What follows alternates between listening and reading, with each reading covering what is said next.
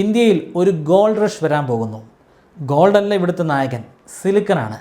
2026 കേന്ദ്ര സർക്കാരിൻ്റെ ബഡ്ജറ്റിൽ ഒരു ലോഞ്ചിങ് നടന്നിരുന്നു. ISM 2.0 അല്ലെങ്കിൽ Indian semi conductor mission 2.0.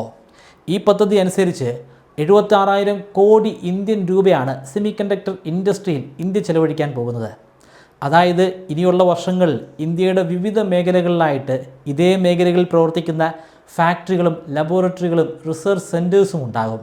2030 ആകുന്നതോടുകൂടി Indian chip market 10 lakh crore രൂപയുടെ ഇൻഡസ്ട്രിയായി മാറും.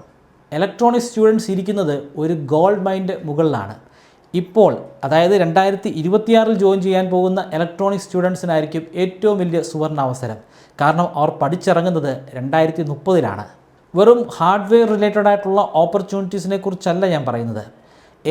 IT ജയൻറ്റ് കമ്പനികൾ നോക്കുന്നത് ഹാർഡ്വെയറും സോഫ്റ്റ്വെയറും ഒരുപോലെ കൈകാര്യം ചെയ്യാൻ സാധിക്കുന്ന ഇലക്ട്രോണിക്സ് സ്റ്റുഡൻസിനെയാണ്.